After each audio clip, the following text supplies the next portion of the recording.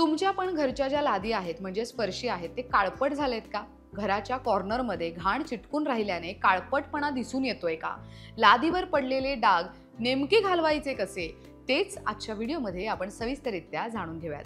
आता तुम्ही म्हणाल आम्ही रोज लादी पुसतो, त्यात काय नवीन?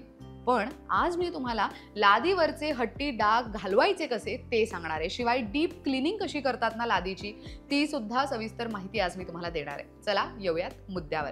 सर्वात आधी लादीवरचे हट्टी डाग कसे घालवायचे ते आपण बघणार आहोत. यासाठी तुम्हाला काय लागणार आहे? 2 चमचे बेकिंग सोडा, 2 चमचे व्हाईट विनेगर आणि 1 चमचा आला लिक्विड हे तुम्ही इथे घ्यायचंय.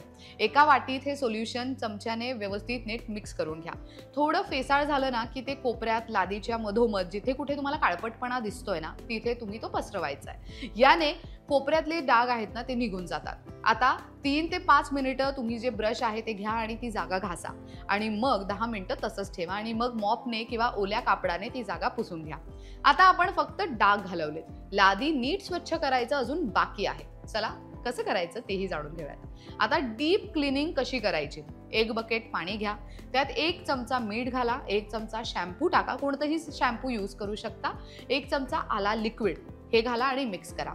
याने मॉपच्या मदतीने तुम्ही लादी पुसून घ्यायची. अगदी पांढरे शुभ्र लादी जर तुम्हाला सुद्धा हवी असेल तर मग तुम्ही नक्कीच हा उपाय करायला हवाय.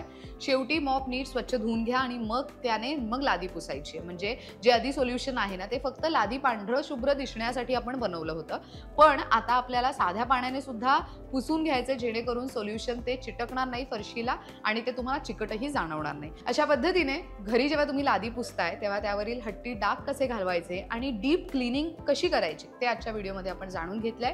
तुम्ही अजून कोणत्या पद्धतीने हा उपाय करू शकता किंवा कोणकोणते प्रोडक्ट्स तुम्ही वापरता लादी पुसायला ज्याने अगदी लादी खूप सुंदर आणि स्वच्छ होते हे तुम्ही कमेंट बॉक्समध्ये नक्की सांगा, जेणेकरून जे प्रेक्षक हा व्हिडिओ पाहतायत ते कमेंट बॉक्स सुद्धा नक्की चेक करतील आणि त्यांना सुद्धा या व्यतिरिक्त अजून काहीतरी युनिक उपाय नक्की सापडू शकतील.